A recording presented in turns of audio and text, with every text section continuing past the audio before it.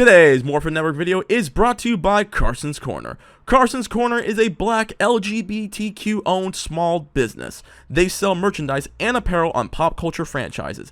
These franchises include King of the Hill, Dragon Ball, Sailor Moon, and of course most importantly, Power Rangers. If you're interested in getting their amazing merch, be sure to check them out at www.carsonscorner.com.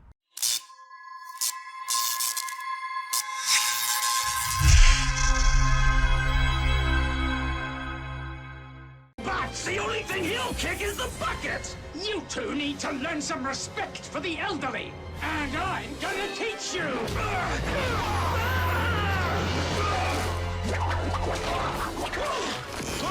You fools walked right into my trap! That's the last time you underestimate Albert Smith!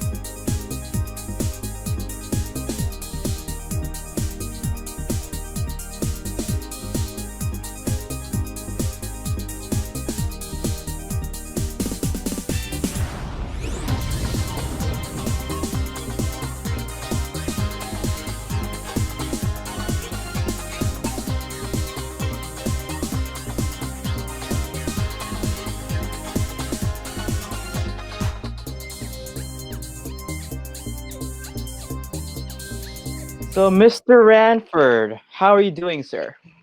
Very well, thank you. I'm lots happening for me in my acting career. I'm a musician as well, and we've got a couple of orchestras going to give concerts shortly. But on Monday night, I'm appearing in a police thriller on TV3 in New Zealand. Just a small role in what's called The Golf, going out live, and then it'll be on demand, TV3 New Zealand.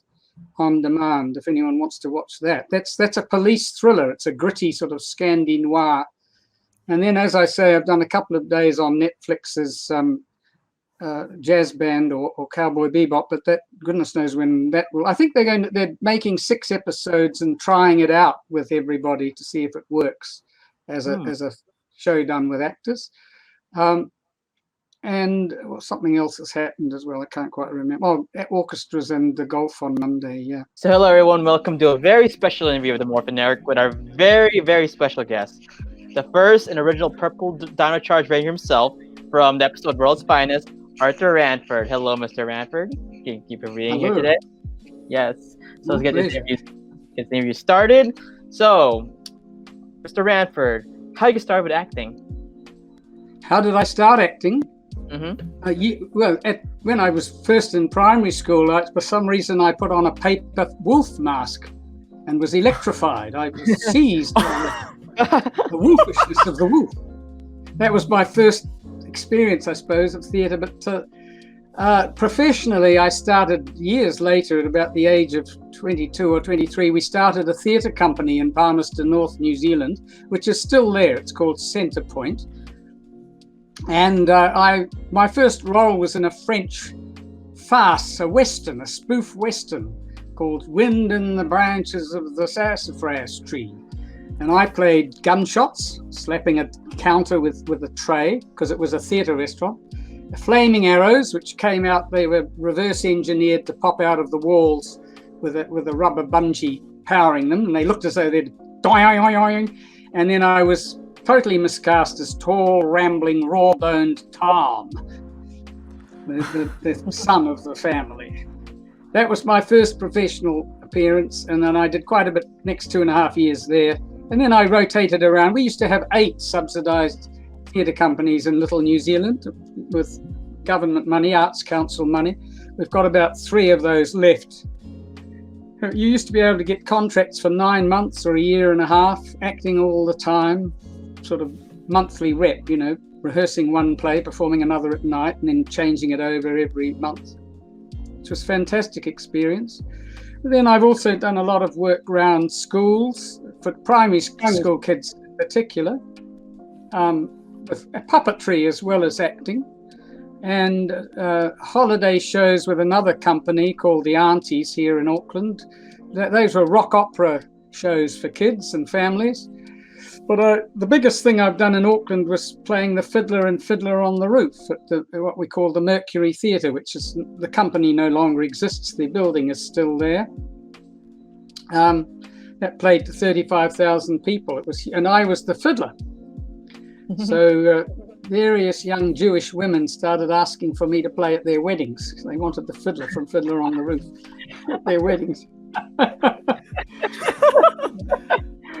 I sat with the pianist all through the rehearsals and learned the score. So from the stage, I played with the orchestra. I actually played the orchestral part live, plus my own little little motif from the top of the rooftop.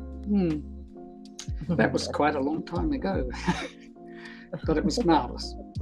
We're going to be doing a little kids production of Hansel and Gretel in a community centre here in July in Auckland. Nice. And I love Hansel and Gretel. Actually, one of my favorite fairy tales growing up. So, especially, of course, ever since when we came out, well, I read it. I always wanted to live in a gingerbread house with candy. Oh yeah. Actually, like a lot of kids shows, particularly Grimm's fairy tales, they're very dark. They're very pretty horrific things happen in them. But that's part of their appeal for kids, who are drawn to can relate to feelings of terror and deprivation and desertion and all sorts of things are covered in these stories. Yes, definitely. So I think acting for children is one of the great things to do, quite frankly. It doesn't pay very well, but it's very important because the kids are so open and so ready to play, so ready to engage. And they're very honest too. They tell you when you've done a good job and they let you know when you're not doing very well. Immediately. Can you tell us the audition process, what the audition process was like for Power Rangers when you were brought in for Power Rangers Dino Charge? Yep, my agent got in touch and said, you've got an audition for Power Rangers, and there was a bit of script to learn.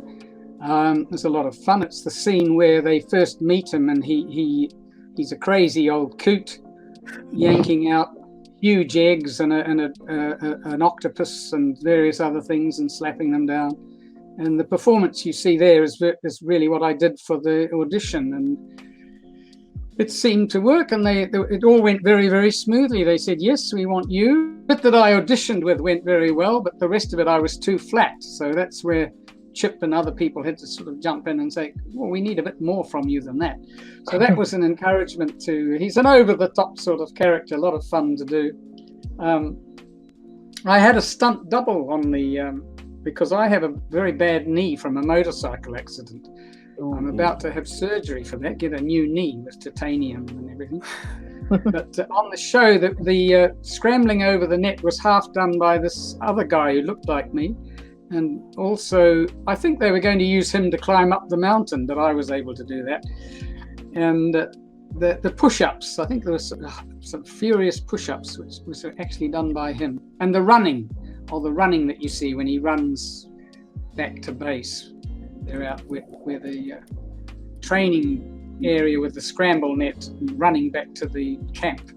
It was done by somebody who roughly my shape and dressed like me and made up like me. So there's a secret. It's not all me. Yes. Yes. Speaking of Power... sorry. Continue. Yes. The other funny thing that happened, we had a read through with the cast, and I thought, they've got very good American accents, that person. Of course, they were American. I didn't know much about Power Rangers when I signed on. But of course, they bring over. There was actually one of the Power Rangers in that series was a New Zealander, but 3 or 4 of them were from Los Angeles. And one of them I particularly thought had a very good future. I hope he's gone on to do a lot more work. I can't remember his name, I'm sorry. I think it was Chase, the Black Ranger. I forget his real. Yeah, James Davis. He was the taller guy who bonded with me in a fatherly sort of way. We talked about his father and my father, and we related together more than the others in the story. Was it Riley? Yeah, I think it might have been Riley. Is a tall, dark guy. Oh, tall, dark guy. It's Brennan. Is he Brennan Mejia. Is he wearing red? Red, yeah, I think so. Wearing red. Oh. Yeah, that's our good friend Brennan. He's a red Dino Charge Ranger. Yeah, funny enough, yeah, he's actually getting right. He's starting to they did a Kickstarter for like a video game inspired like short film, and he got the part for it.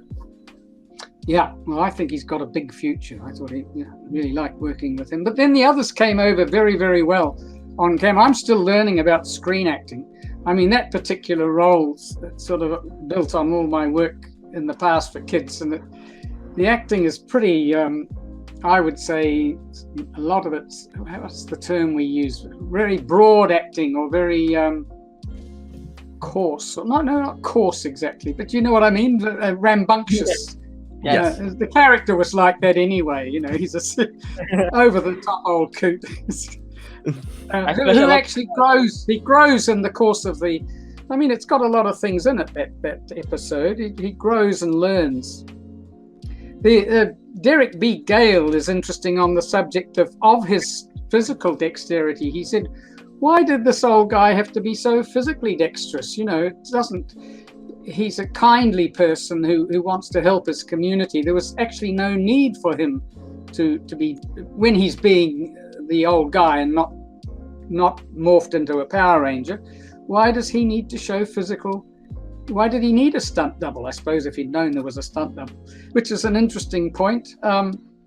He thought the theme of somebody being kindly and wanting to help using the Energem powers was admirable in itself, and didn't need the support of physical dexterity. But that's another point about that I was trying to think of.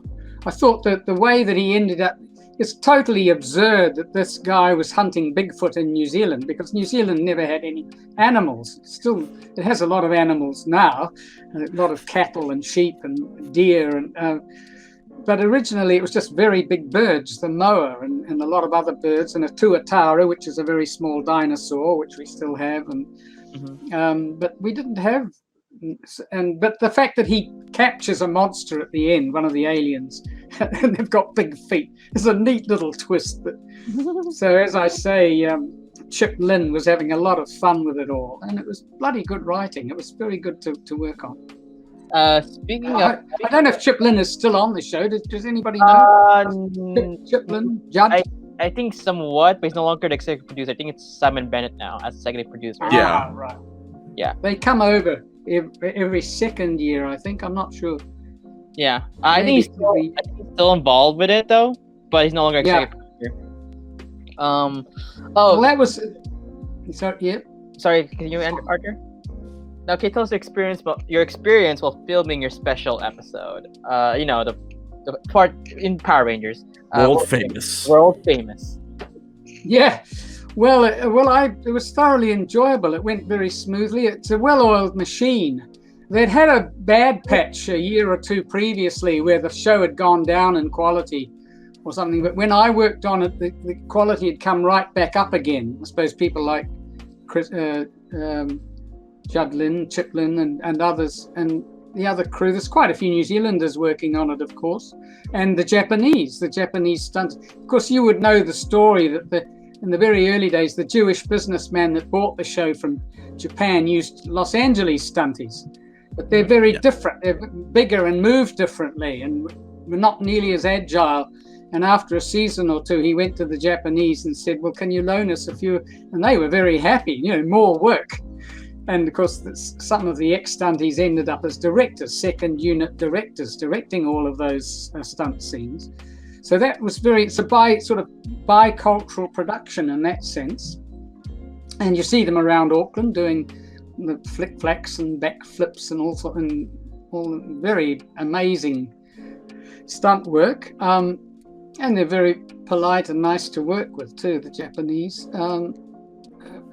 There was an interesting moment where take this with a grain of salt, but they did a morphing sequence, and Derek B. Gale was very chuffed. He thought it was great that the old guy got a morphing sequence.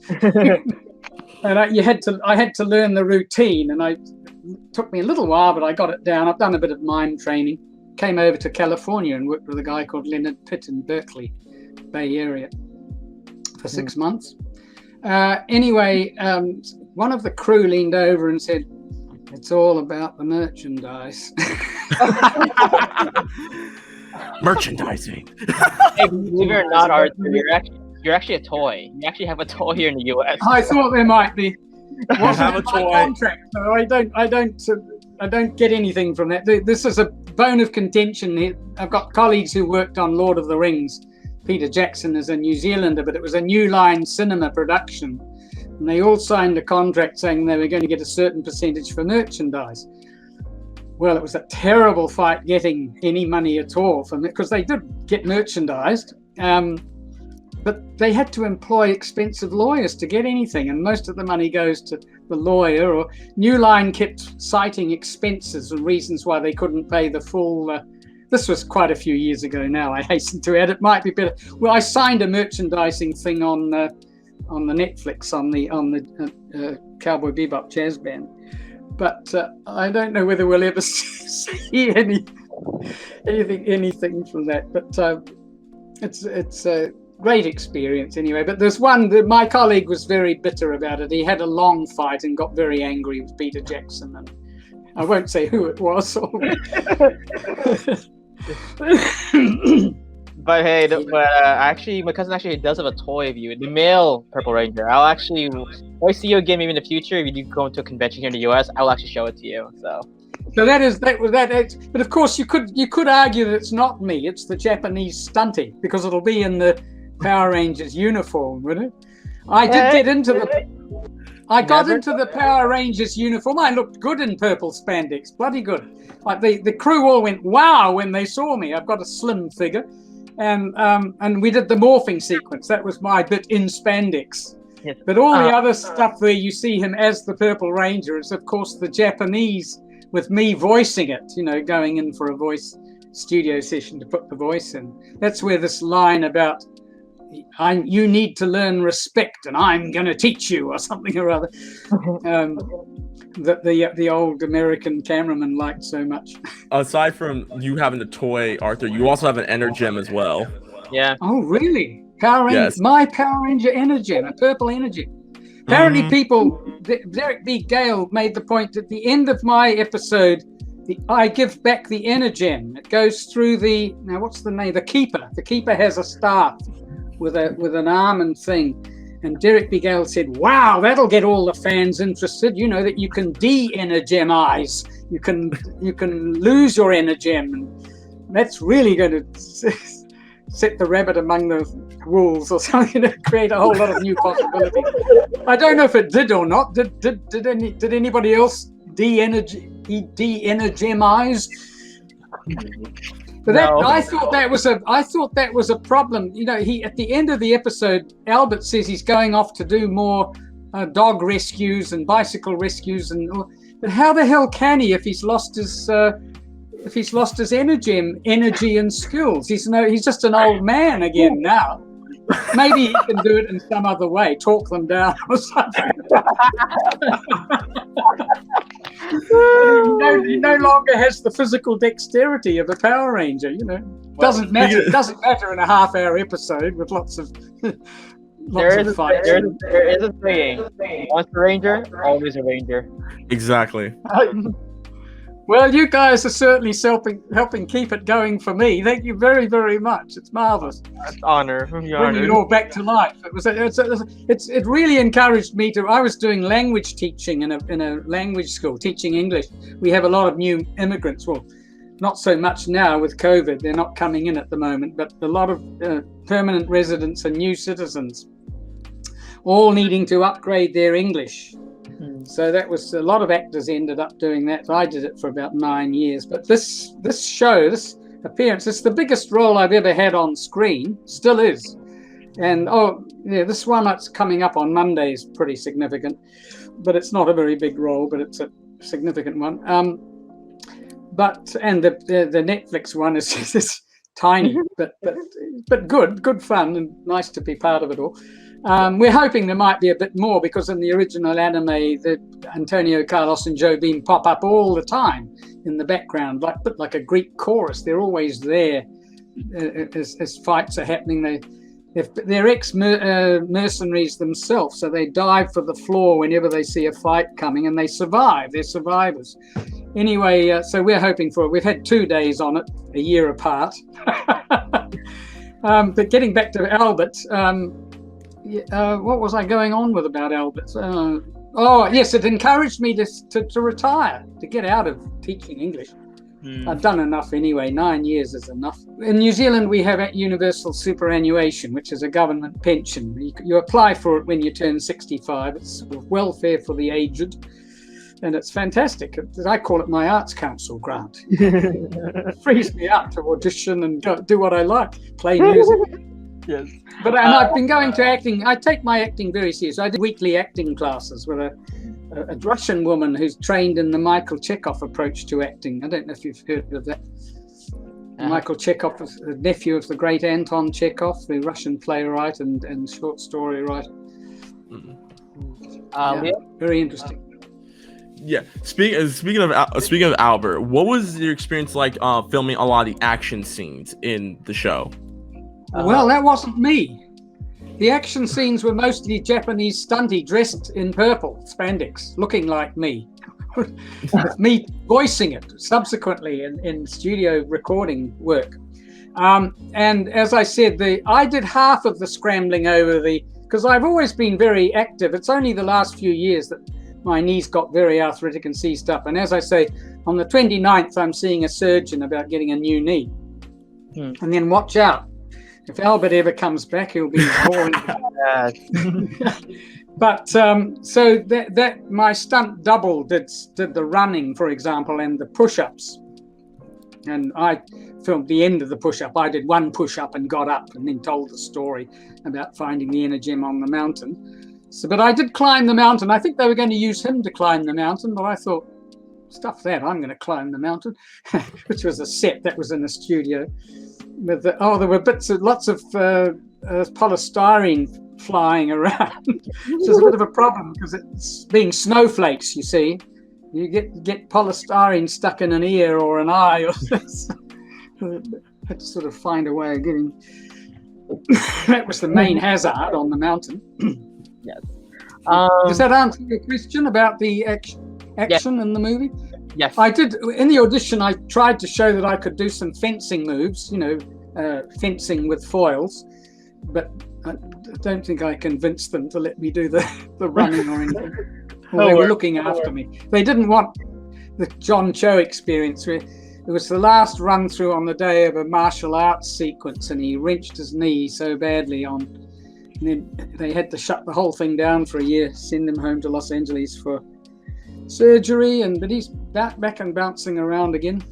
What is your experience filming with your Dino Charge castmates? I enjoyed that very much. They're about 2 generations at least, but 3 generations younger than me. And the Americans were all living in the same flat while they were over here. They all lived together. So they were very tight. They were very, they looked after each other and they're a very supportive crew. They were working very hard. They were on set and running around and doing all sorts of chases and things every day, all day. I think they had a day or two off on the weekend and things, or perhaps a Monday. I don't know when they took it. They had time off and everything, but they were the only. This is telling tales out of school. Just before they got a bit loose on pre-shoot. And I was it's my want. I'm getting terribly serious and wanting to be totally focused. And, this is a professional job and this is the biggest job I've ever had on screen. And they'd be chattering away, gossiping about something. And I'd be, for Christ's sake, that was minor. They knew so well what they were doing that they could just immediately flip in and tune in and do their stuff. That didn't bug me really. I just thought, God, that's a bit loose. I think our New Zealand director did at one stage. Mike did say to them, "Oh, tone it down a bit, guys. Concentrate, focus a bit more." You know how everything goes. It's that magic moment where they start roll camera, sound, action. It's very magical. I worked years ago on a Japanese movie called Merry Christmas, Mr. Lawrence. It's a very good movie. I commend it. Based on a novel by a South African military writer, Lawrence van der Post. It's called Merry Christmas, Mr. Lawrence. And the Japanese used to start their shoots. They go, and the British actors said, for God's sake, I can't stand it. Every time a scene was about to start, there'd be this explosive Japanese expostulation. But on the other hand, they dress up. The Japanese dress up very formally on the first day of a shoot. White gloves, ties, formal wear for the first day of a film shoot. Very interesting. That was crazy, working on a Maori island with a lot of Australians, British, New Zealanders, and Japanese. It was a month. We only worked every second day, so it was a tropical holiday. I commend the film to you. It's got magnificent music by Ryuichi Sakamoto, who is actually in the movie as a Japanese officer. But his music is fantastic. He was a member of Yellow Magic Orchestra, which back in the day, I'm talking 20, 25 years ago, they were the Japanese Beatles. They were huge. And the other amazing thing in the movie is the brutal sergeant is played by Beat Takeshi. Beat, B-E-A-T, Beat, who's a very famous Japanese comedian. Very funny man. I think he's gone on to direct, but he turned out, like a lot of comedians, he turned out to be a brilliant actor. Brilliant actor.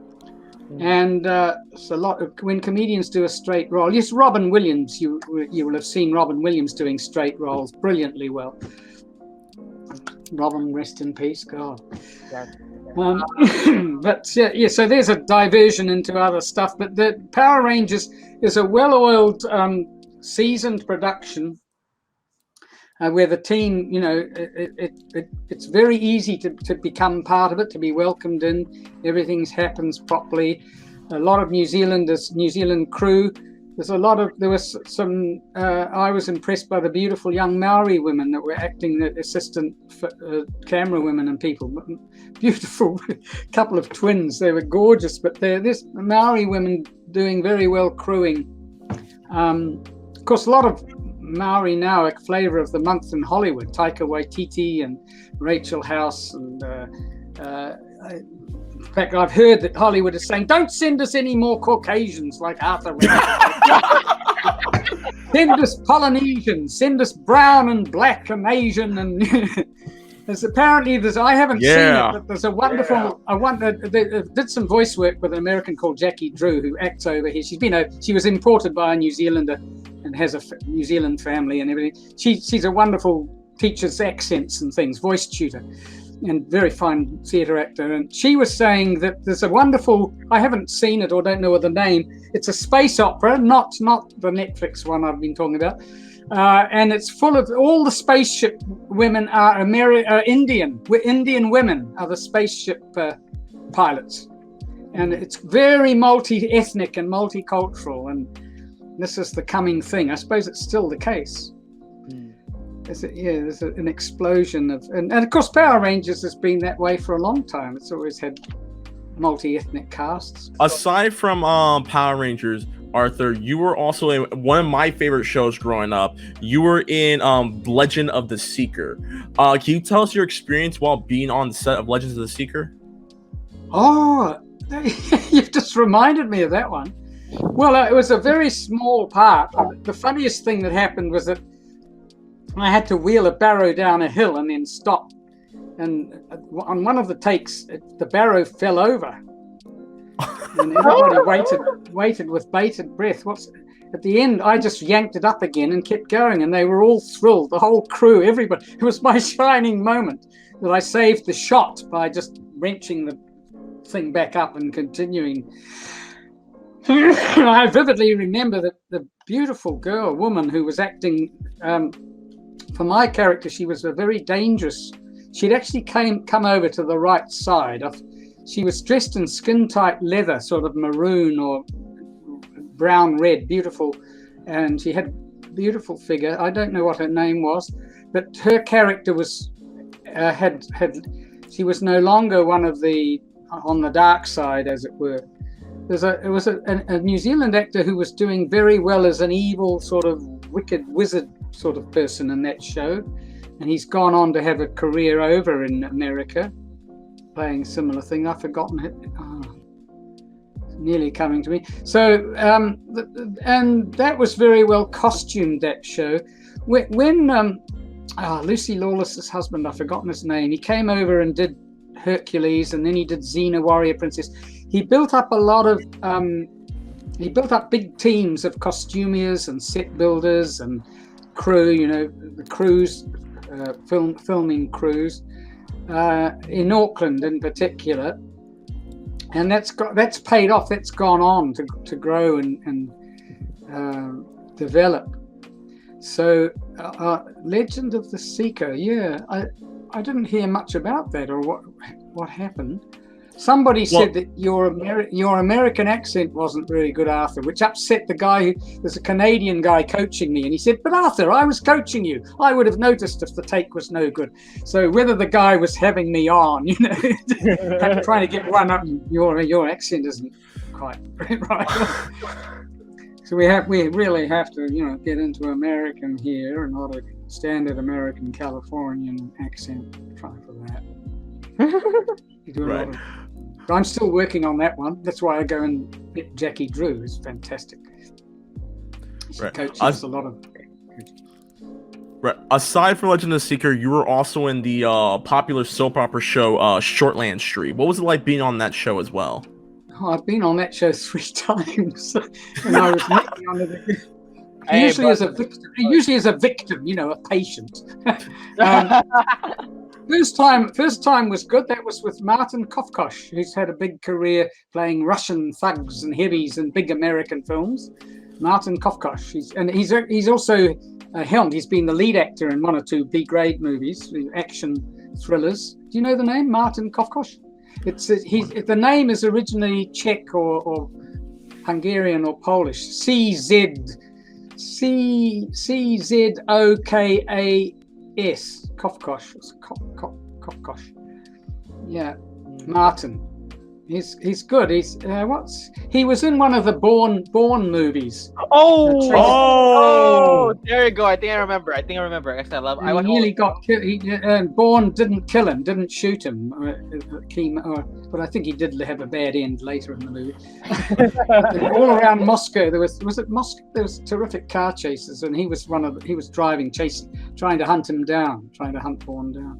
That's Martin. Now, I was a bicycle shop owner and Martin was a doctor on Shortland Street. This was my first appearance. And I was suffering terrible respiratory problems, sort of asthmatic fits.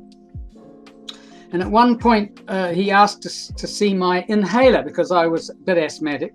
And I pulled out the inhaler, and with it, because I was a bicycle, I had lots of little screws and things. And Martin's character went, "Aha! Give you an X-ray." And they found I'd inhaled one of the tiny little bicycle bolts. Oh. Inhaled it into my lungs, and that's what was causing the problem. So Martin was a bloody good doctor on Shortland Street. That was the first appearance. The second one, I was a minister, and I came up against this very corrupt nurse, a very evil nurse who was, and I was cracking some quite funny jokes in that one.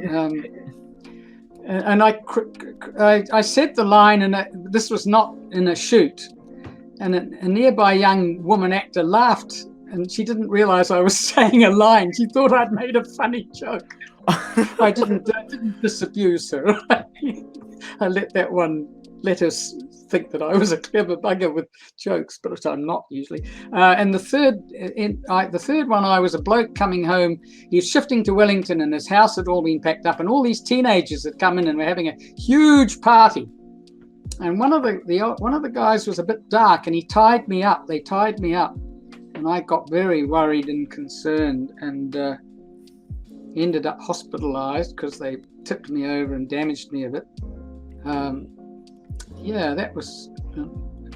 I think the problem with that was I was over the top in my lines, and the director of that part of it was had been an opera director, and he didn't pick up that my performance was over the top vocally. They wanted to get me back in and re-record the voice stuff, and in the end they cut round me. They made my part smaller, and then I worked with the daughter. She's an actress, daughter of a very well-known New Zealand actress, but the daughter's called Catherine McRae, and she directed the second part of that episode. These were all sort of 2 or 3 episode appearances. They were within a week, and each little character I'm talking about appeared in 2 episodes or 3 episodes. And she directed the hospital scenes when I was hospitalized, and explaining what had happened and how I felt and things. And she was very good. But she made the point that on Shortland Street you need to underplay. And this is what I'm still learning about theatre acting, and this is why I'll be very interested to see how I do on Monday in the golf, because I'm learning partly in class with Elena that stillness and being very quiet is actually, I'm so used to racketing around on stage and projecting energy, and you don't do that on camera. It's through the eyes, and you can be very soft. I remember that I talked about filming Merry Christmas, Mr. Lawrence, and after the loud director's Japanese for action, things were incredibly quiet, and people were just mumbling to each other. And of course, the microphone comes in and picks up everything. It's very nuanced, and you can be very subtle. And this is what on the golf, we had a very good director called Rob Sarkis. He's made a very good New Zealand film called Out of the Blue, which is about a mass shooting down in Aramoana. This guy with an assault rifle went mad and killed 12 people. Very good film, very electrifying thriller about that he made. And he made a little movie called Scarfies, which is about a bunch of Dunedin University students discovering that in their university flat there's a basement full of marijuana plants. It's a plantation. So they start to smoke it and sell it, and then the owner comes back, the person who set up the plantation. That's Scarfies. This is Rob Sarkis is his name, Sarkies. Marvelous. He's an actor's director. He knows how acting process. You don't get many of them in New Zealand. It's wonderful when you come across one. That's what I enjoyed about Judd Lynn. I thought he really cared about the acting process, and that things were done and could motivate me and help me understand what he'd actually written it into the script. The directions were all there, but I had sort of skimmed over those and not registered them fully. And he had to remind me, and when he did, it took fire. What was it like filming in Hercules Legend? The Legend Continues. I love that show. Well, I had a moment where I came out of a courtroom and I yelled something very loudly, and I was using my ability to project very loudly, my theatre voice. I forget what it was, but everybody was very impressed with that. But later on, the director he was getting a shot with me. I was hiding and overhearing people. I was supposed to on cue move. Well, he had to get another shot of that with a shot on me, and I sat there waiting for the cue, which didn't arrive. So finally he barked, "Action!" And like a startled rabbit, I got up and shot off. I realized that he just wanted me to get up and move. We didn't have to go through all the lines of the scene and wait for the cue or anything. So that was a miscommunication. I felt a bit of a fool, but I must have been very funny. Probably well motivated, moving very startled rabbit out of its hole. So little accidents like that. I felt like a bit of a fool. So these are the joys and stresses of being a bit player, having small parts, and trying to slot in. Well, Albert wasn't a small part. Albert was the full McCoy. I've got a lot of fondness for Albert. Yeah, actually, I loved your character too, as Albert, because I didn't expect basically your inspiration, because you can tell no matter what age you are, you can still be a Power Ranger. So thank you very much. Well, let's hope that I might come back. Not as the purple. I presume. Who was it? Did you say her name? Kendall. Her real name is Claire. Kendall. Is Kendall still the purple Power Ranger, or has she moved on to production or something? No, their season finished 2017. So 2016. After Dino Charge. Yeah. And then they changed them all over to another series. Yeah, I get it. But she's still working on the show. She's still working in the biz. Yeah, she's still acting. Fantastic. It's good to hear. Because it's been a sort of a training ground or an initial career move for a lot of people, hasn't it?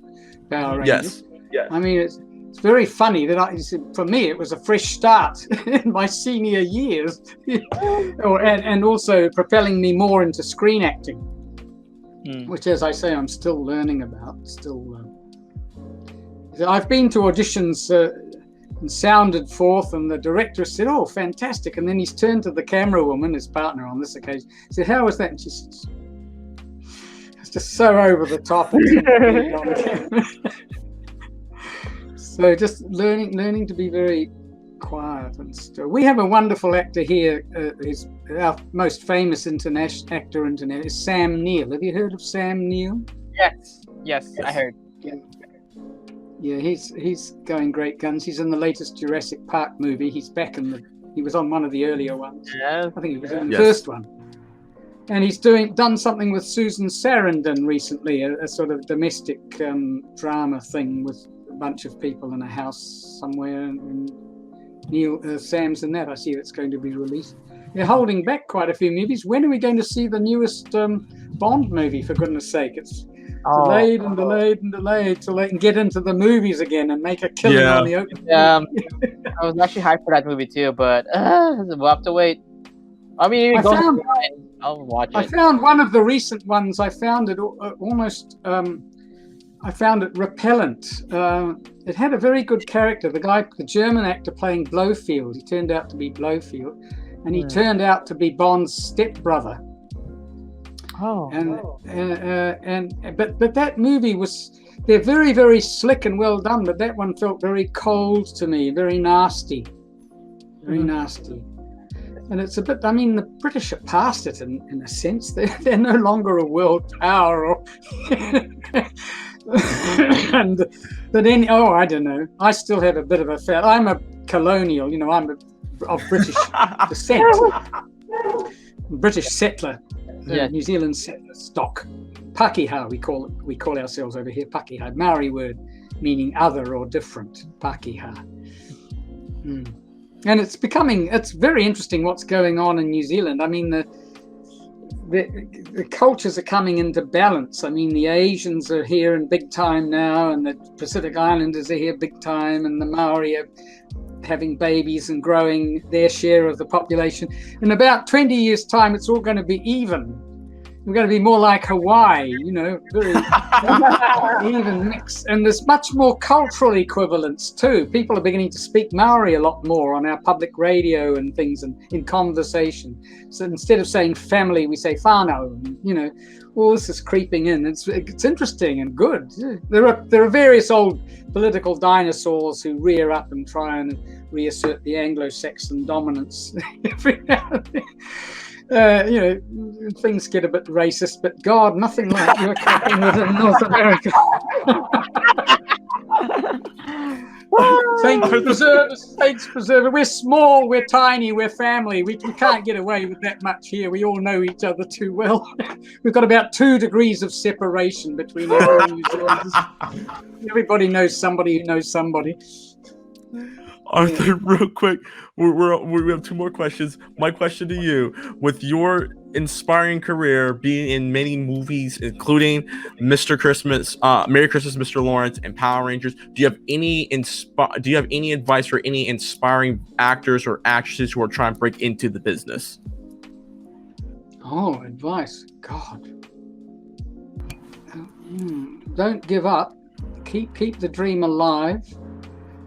Take classes. Take every opportunity, no matter how small. I used to have a little what do you call it? A little saying that I repeated to myself when we were doing all this acting in theaters back in the 70s and 80s. I used to say, make the most of it, because you never know when it's not going to be there. So while it's there, go for it. And you might think you might be doing something you think, oh, this is crap. Why am I doing this? But there's always something to learn. It's all experience. Grist to the mill. Keep alert to what you can learn. And if you are on beam, if you get a role that suits you very well, or you start getting creative with your acting, the opportunities come in. My acting teacher says this. She says it's all about vibrations, vibrational. If you get the vibes happening, this sounds very from my youth back in the 60s when we were sort of hippie talk, the vibes, man, the vibes. But it's true. If you align the vibes, if you're in harmony and you get things happening right for you, it's amazing how things start getting offered to you. It's magic. Do you know the movie Solaris? There's two movies. There's a Russian movie. It's a Polish novel.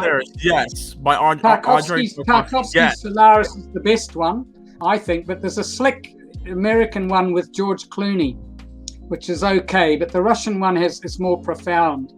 They go to a planet, and the planet manifests on the spaceship what's missing in their lives, something unfinished in their lives gets manifested to them. Well, actually, it's Earth. We set up our own karma. I really believe. I've seen this happen had an affair with a fellow actress, and she really longed to do certain work in a certain city, and within 9 months she was doing it. She wanted it so much. She believed. She was focused on it. She put energy into it, and it came to her. Now, that sounds pretty far out, but it works. And also there's a sort of keeping honest and trying to do stuff that's real and true, and not letting yourself be corrupted. Money's a big corrupter. If you make it big and you start to get a lot of money. I mean, I was very inspired by, Bradley Cooper? Oh. No. Matthew McConaughey. Had a big career playing in rom-coms, and then after big success in rom-coms, in mid-career or in his 30s, he decided I don't want to be in any more rom-coms. And in every rom-com he was being offered rom-com after rom-com because that's what he was good at, that's what he was known for. And he said no, and he kept saying no for a year and a half, 2 years, and they suddenly began to realize that he really meant it. He had to have no work for 2 years. That's toughing it out with no work. He must have squirreled away quite a bit of dosh from the ones he had done. But and then they started to offer him other work, and now I think he's a very, very fine actor, very interesting. Very interested in his work in Interstellar. Have you seen Interstellar? Yeah. Yes. Yeah, brilliant. I think he's an interesting guy. I like Bradley Cooper's work too. I thought it was incredible what he pulled off with The Star Is Born. I thought that was fantastic work. Yeah. He directed it, he acted in it, he did a bit of singing. He gave a New Zealander a lovely spot. Marlon Williams is our sort of country and western crooner. Very good. And he's the singer that takes over when his own singing career is fading. Suddenly it's Marlon Williams, a New Zealander. He went and heard him performing in Los Angeles and offered them the role. He also had a marvelous story about the famous festival in England. Such a famous festival, I can't remember it. They didn't have it this year because of COVID. The Glastonbury Festival. The whole film crew and Lady Gaga and himself, they needed to shoot a scene of them on stage with and they asked Glastonbury if they could do it. between acts or something, and Glastonbury said yes, so they had half an hour or something or other to get the shot, and they got it, and it's wonderful. It's fantastic. Things like that. That's what I'm talking about. These opportunities come to you if you're on beam, if you're creative and you're true, and a straight dealer. I'm still learning about this stuff. A bit of a late starter, shall we say? I think I've got, with my new knee, I think I'll have another 20 years with any luck. Yeah. Speaking of which, so our final question for you, Arthur, we go see some fan questions. Do you have any upcoming projects that you could tell to viewers, or that you're allowed to? Well, yes, the Hansel and Gretel kids play in a where I play my violin, and I also play the father. Mm-hmm. And the father's very conflicted. It's interesting because the stepmother is saying, we've got to get rid of the kids. We're starving. So we've got to ditch the kids, leave them in the forest so we can survive. And he goes along with it, but he's terribly worried about it. And at the same time, we start to play as actors, and then I'm playing music too. So it's a sort of thing I've done a lot in my career, so mixing music with acting, and that's coming up in July. We started work on it last year, but COVID killed it. Then the golf has happened. That's now going to air and streaming on Television 3 New Zealand. And it's interesting. I'm a bit worried about the flow of the cutting and the rhythm of it. It seems a bit jerky to me. I don't know if it's the writing or the cutting but it might get better. It's an 8-episode series, this series 2. And we're in Monday's episode 2 series. It was episode 17, was world famous in New Zealand. I just reminded myself. Episode 17. Yeah, episode 17. What else? Other than that, I'm putting the vibe out there. Like, I've been doing a lot of Shakespeare. I've always longed to play Shakespeare. So I'm now doing Shakespeare. I'm learning screeds of Shakespeare and doing it in class and getting filmed. I'm going to sit with my smartphone and do selfies of Shakespeare monologues and things. We've just had a wonderful pop-up Shakespeare, which had a 5-year run. And they've now demolished it and packed it up, put it away, and might pop up again in Australia rather than, because they've already been in Australia and had great success over there. Much bigger country, bigger audiences. They can have 5-month runs. Here it could go 2 to 3 months, and then that was it. And they did 5 seasons, 5 seasons, yeah. And I missed out. I auditioned for once and didn't get on. And I wouldn't have been much good with my gammy knee anyway. I've discovered I can't even stand on a stage properly without going into severe pain. And that's no good. You've got to be able to be double weighted and grounded and earthed and anchored on, and then pumping out the energy from the diaphragm to stay, particularly in Shakespeare with all those words to get through. So that's ongoing. And then I've been learning bits of Chekhov as well, with the thought of doing Chekhov on camera. The ideal Chekhov, if anybody is interested in, is Sergei Mikhailkov's movie Piece for an Unfinished Player Piano, or Piece for an Unfinished Mechanical Piano. It's on YouTube. It's a movie, 30-year-old movie. It's how Chekhov should be. It's Russians doing Chekhov. And Mikhailkov, he did a brilliant movie called Burnt by the Sun in English. It's called Burnt by the Sun as well. An amazing guy. Some Russians I met at my language school said, "Oh, he's a terrible man. He's a crony of Vladimir Putin." Putin gave him a lot of money to make a sequel to Burnt by the Sun, and the sequel was no good. It didn't work. It made Mikhailkov rich, but they think he's been corrupted. Corruption is the name of the game. Money corrupts. A lot of money quickly corrupts. Anyway, take that all with a grain of salt. But Mikhailkov is a great actor and a great filmmaker. And that's Piece for an Unfinished Mechanical Piano. If anybody's interested in Anton Chekhov, who is a master playwright and storyteller, very different to Shakespeare, who's also, I'm really appreciating how good Shakespeare is. He's unbelievably good as a poet, wordsmith, and as a theatre, man of the theatre, storytelling using theatre as a medium. And his psychology, he's one of the great master psychologists in the arts, along with Picasso and Dostoevsky and, There are certain people who just understand the human psyche. And actors need to be very interested in these people, of course.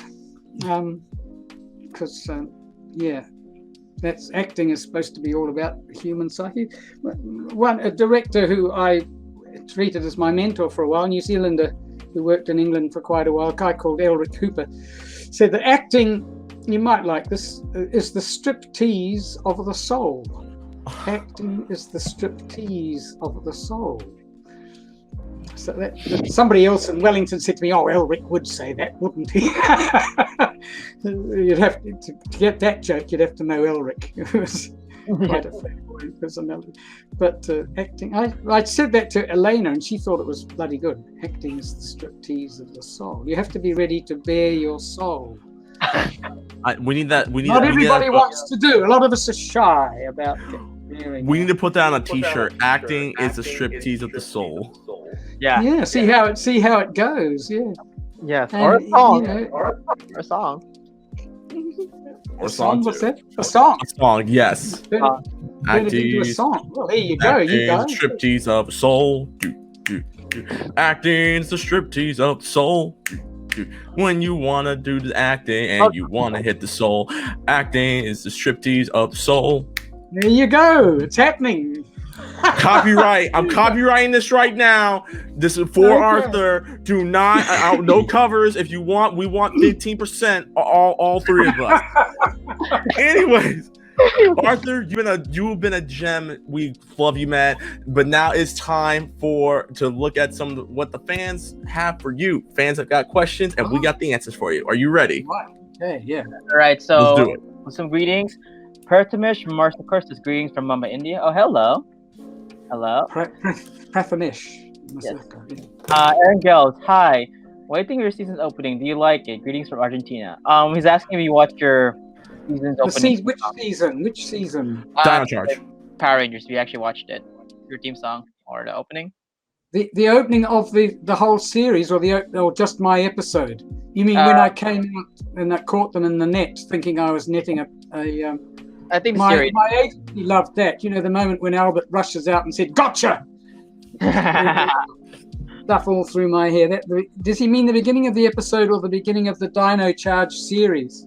I think he's just saying, opening, the season opening. Yeah, season opening. Or is he talking about the opening of the latest series, the Power Rangers Now? No. But he's saying your season specifically. Dino Charge. I have to confess, I haven't seen the earlier. No worries. It's all good. I've looked at bits. There are other characters. There's a guy working on my episode. He's a prince. Prince. I was quite interested in him. Prince somebody. Prince Philip. Prince Philip. Yeah, the graphite ranger. Yeah, he was in several episodes, was he? I was impressed by him. I thought he's somebody who's interesting and good. Yes. Hopefully, when things come down, we can actually invite you here because a lot of your cast members actually do make cons here in the States. So. Oh yeah, that'd be wonderful. A sort of a reunion. That would be fantastic. Yes. I'm sorry. Who was it? Premathish. I haven't answered that very well. I get so busy with so many things. The season's opening. Do you like it? Greetings from Argentina. Oh, I want to go and visit. I want to Buenos Aires. I think I've got closer to the way it's.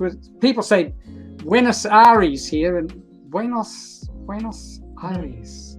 Beautiful area. Let's do another one. I was in Evita. You see, I read a lot about Evita and the Perons, and I want to go to Argentina and go to her grave. Actually, I was in the show for about 182 performances in New Zealand. Yeah. Matt Howard. Says greetings from Bluffton, Indiana. Hello, Matt Howard. What's up, Matt? He's also saying, "How are you doing?" I'm doing very well. I'm very up at the moment, very charged. It's my birthday on the 16th. It's my month. Stars are aligned. Astrologically, it's my time. But also other things are happening. You know, good things are coming my way because of these shows I've been in. Like I keep talking about the golf. Well, that's now started broadcasting and it's streaming as well on Television 3 New Zealand. But and you get noticed and seen, you see, by all your colleagues and people. There might be more work coming from as a result of this. Is a big charge up for me. Thanks, guys. Thanks, everybody. Mainly guys, no girls yet. Yes, there are girls, aren't there, out there looking keen? I've met a few keen Power Rangers women.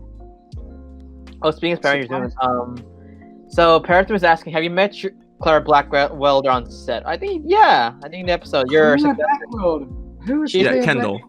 Yeah, Kendall. She's your. No, I didn't meet her. No, she was still in my episode. She's still back in Los Angeles. And I didn't.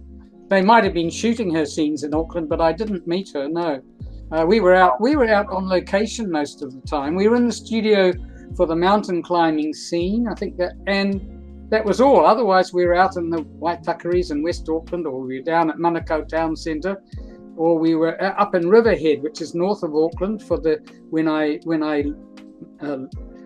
create a noose on the ground and snare one of the monsters and yank him up.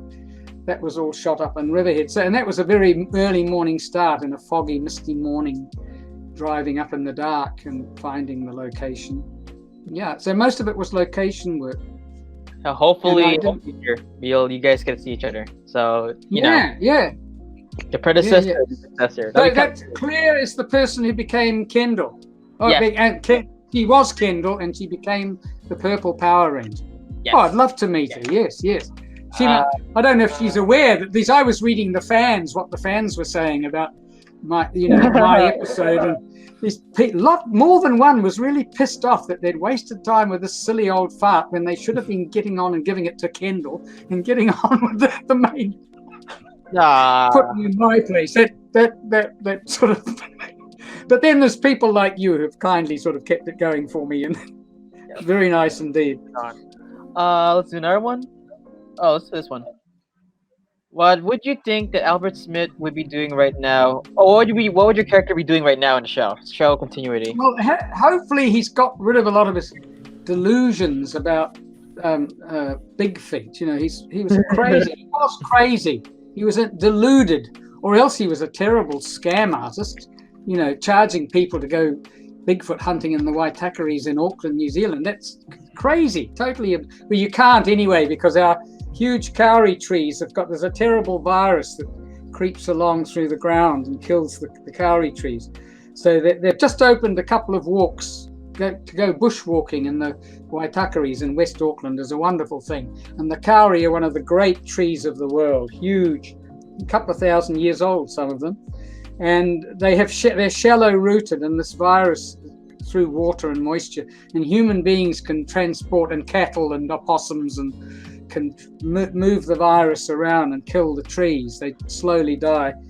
But anyway, they've opened up 2 walks because they've put them all up on boardwalks now. People don't walk on the ground and transport the soil from elsewhere.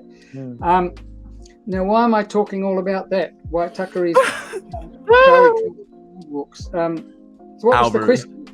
What do you think your character is doing right now? He might have become a guardian. He might have become a guardian of the Waitakere. Sort of more down to earth, more doing community work, but in a more realistic way. I mean, he's not souped up and supercharged with the inner gem, so he can't go crazy over the top on his action stuff, you know, running down bike thieves and all this stuff. So, but he could do some really good community service and educating people and quietly mentoring them about ecology and looking after the environment. Do you think? I think that's probably Albert. A much more sober, kindly, calmer person than the crazy old cootie begins the episode as. Funny as that was. When I did that scene, I showed it to my agency, the people working at my agency. They found that very funny, that first appearance. We said, "Gotcha!" Sorry. And he's netted all these young people. No worries. Let's do a few more guys. Aiden McCartney says, hello. How you doing? Hello. Aiden. Yes. Hi, Aiden. How old is Aiden? I think Aiden McCartney. I think he's 14. I forgot. He's one of our youngest viewers. He's the youngest viewer he's one of the youngest viewers we have. Well, he's got an amazing surname. I mean, Lennon McCartney. Paul McCartney, Scottish ancestry. Live up to that name, Aiden. Come on, big future. Dream, man, dream. Make the dream come true. Paratish has a request. Can you say your line from the show, from the episode? Oh yeah, that's a good line. Yes, because that was another dimension to Albert. He did grow. He learned. Yeah. No, thank you. My boy, you helped me find my courage. And you also made me realize that I can't remain a Power Ranger. Somebody's trying to phone me. Hang on. Maybe it's Keeper. Hello, are you there? I'll ring you back. I'm just on a streaming network, international time. Phone me back in a quarter of an hour. Feels like the big time, guys. This has been wonderful. Thank you very much. Let's see. Let's do. Who else is there? Questions. Was See. that okay? The way I couldn't see my mouth. No, that was perfect. That was really good. That was perfect. Timmy Decker says hi from Miami, Florida. Arthur, yeah, fans from Miami. Timothy. Oh, and the family, mum and dad. Or wow. Or is he with people from Sesame Street? Sesame Street, yes. Sesame Street. The two elderly people, are they Sesame Street veterans or are they his parents? I think Sesame Street. Veterans, because they look as though they'd be that age now, yeah. In fact, one of them died recently, or one of them retired from doing one of the main characters. Was it Big Bird? Big Bird. Changed performers, yeah. Yeah, that was Sesame Street is wonderful, of course. Wonderful. So, Matt has no request. Can you say this line? He actually says in the show. It's your morph block. Ah. Yes. Do I say all of that? It's Morphin time. Dino Charger ready. Dino Chargers engage. Energize. Ha! Unleash the power. Plesiosaurus Power Ranger Purple. Arthur, while you were doing that, I was actually doing the motions for you. Oh, I'm supposed to do. Yes, I meant to do the morphing motions. That's right. I've forgotten the routine. Oh, there, you've got it. Yeah. It took me a few goes to get that.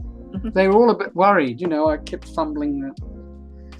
And then, as I say, the mime training I done kicked in. I got your back, Arthur. I got your back. Thank you. Anthony Blake says hello. Hello, Anthony. Hey, Anthony. Hello, Anthony. Who's Anthony? Is he also with a Sesame Street person or people? I think yeah, that's wonderful that you're doing. Those guys must love it to have the fans come and see them. Tony just says hello there. Hope as well. Hello, Tony. Hello, Tony. That's an amazing surname. Izzo. Is that Italian or Izzo? Wow. I think it is. Oh yeah, one more question. Actually, this is the last question. Are you glad Bandai made a 5-inch action figure of your character too? I should have brought it too. I actually have that. Yeah, I'm very happy. The irony is that it's a commercial operation, but there's no mullah for me. Anyway, as I explained, the purple ranger you see most is a Japanese stunty, what we call a stunty. We put IE on the back of a lot of things. A carpenter is a chippy, an electrician is a sparky. That's Australia and New Zealand. We just put an IE on, so stunty. A stunt man becomes a stunty. I think Ryan's grabbing your action figure. Let's see. Oh, no, he's not. You're not. Your co-stars actually has action figures, but hopefully Hasbro, because actually they are making a lot of the Ranger actors now. They actually make you too. So this is Brennan, the one that you grew up close with. Oh, wow. Yeah. They're lovely, aren't they? Yes. And this is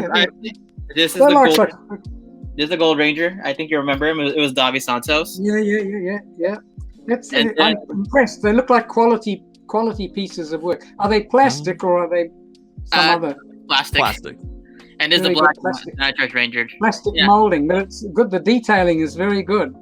How much do they charge for them? We actually got close with, according to your story. Well, how much do they cost those? That's a tip. $19. Yeah. 19. Wow, $19 American. Yeah. Yep. So hopefully, God, Hasbro, if you're watching this, That would be I have to tell you that would be $30 New Zealand. Ooh. Ooh. dang. Yo, Hasbro, come here. Come here, Hasbro. Hasbro. Arthur Ranford. We want an action figure of Albert. We want an Albert action figure. Oh, is this the second lot of action figures that the Hasbro company are now doing? Yes, Hasbro. Look, you see this? This is a legend right here. This is a legend. You can go ahead and do the deal. But write me in 15. Yeah, there's a legend right here. He's the first purple Dino Charge Ranger. And technically the oldest Power Ranger in the squad. This oldest right here. ever. This is a living legend, a canon-wise living legend. Destined to be the oldest ever, I think. I don't know. Yeah. Zordon, but that's a different story. Yeah. Get hold of Chip and bring him back.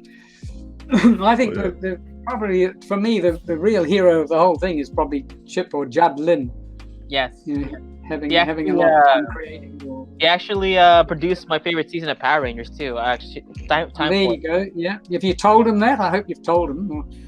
They need to hear. They probably know, but he needs to be told. Those people need to be told. You know, I think they probably do know how influential they've been and are being.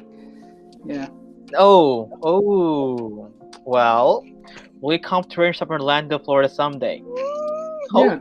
Yeah. I'd love to. Yeah. So We'll get him down there. We'll get him down there to the bit in South Beach. Let's do it. How much does it? Oh, this is Timothy asking if I will come to it. What is Ranger Stop? Is it an expo for? Yes. It's an expo for Power Rangers. So Power Rangers. There's actually Ranger Stop. I get it. Yeah. There's actually two main conventions of Power Rangers here in the U.S. It's there's one in Los Angeles called Morphicon. That's the big one. And there's one that in the East Coast. It's also a big one. It's actually one of our sponsors. You see, looking at the upper right here corner, that Ranger Stop, which is in Florida. So yeah. Oh yeah. Wow. Yeah, that'd be fantastic. I'd love to be back in the US of A. Hopefully, post COVID, and when I've got a new knee, I don't think I'd make a very impressive entrance at the moment with a walking stick. Just do a high knee, coming in like, yeah. There you go. With the new knee, I'll do that. Yeah, or even a high kick. Yes, with the new vibranium knee. Let's go. Just a tiger knee like a Street Fighter. Anyway. Well, I hope I do see you over there. It'd be fantastic. I hope we see you down here too. This is a great place to come. People have a lot of fun down in New Zealand. It's like a playground for what do they call action tourism, adventure tourism. You know, jet boats on alpine rivers, kite. What do you call it when you? It's two skis, water skiing with a kite. So that you pull up into the air behind it. Jumping out of aircraft and various kinds of parachutes. What do you call that? Skydiving. Skydiving. Yes, I couldn't remember. We'll put Leonard. There's also lots of fishing and hunting, and there's even live theatre happening in corners of the country still, but trail bike riding, all sorts of good stuff. Very, very good scenery, all packed into a small area, which is why filmmakers love it. They get Lord of the Rings. They can get very interesting locations, all within a day or less. Half a day, you can be anywhere in the country with a helicopter and and a big range. Yes. Of the sense of time. So Albert. So Arthur. Thank you so much for being our guest. Now, request. I don't know if you remember it, but actually, Leo, we have to help him. Can you do your morph if you actually remember it? Leo, help him. I can't remember the morph. I can't remember. I'd have to see it several times and relearn it. No, it's something. All right, Leo. I have to do it. All right, hold up. Yeah, because like Brand- for the fan. brand- All right, here we go. Dino Charger, ready? Oh, that's right. You present the Energem. Yeah. Then this doesn't Load have a up the- holster. load up the gun. Energize. Hold up. Energize, There we go. yeah. Energize. And then unleash the power. Boom. Oh, yeah. No, there was more on the one I did. You can see it with a lineup of us going through. Yeah, I'll put it up. Let me see so you can say it out loud. All right, give me a sec. Let me look for it. Who said it again? I think he already did it earlier, funny enough. Oh, yeah, he did do it already. Yeah, he did do I it. did You did do it, Arthur. Yeah, we did it. We did it earlier. I did the voice, but I didn't do the actions. Oh, Sorry. actually, okay, so let's do it. No, I don't know I really don't know. Can't remember the actions. It was quite tricky. It took me several takes to get that down, but they were very patient, and it was quite effective. And of course, Derek B. Gale was very chuffed. He thought, oh, "What a great idea to have the old guy do the morphing sequence. A good, nice touch." Okay, so here it is. No, thank you. Oh, yeah, you you did that. Wait. My Yeah. boy, you helped me find my courage, and you also, yeah. Here it is. There we go. Bam. So, It's Morphin time. Dino Charger ready. Dino Chargers engage. And it goes in the thing. Ha! Unleash the Plesiosaurus Power Ranger Purple. Oh, I ran out of it. Unleash the Plesiosaurus Power Ranger Purple. Boom. There you go. I'll take that. Again, guys, thank you so much for being our special. Thank you, guys. Thank you guys for being part of the special interview. Arthur, is there any website or like social media where they can find you? Well, you can find me on Showcast.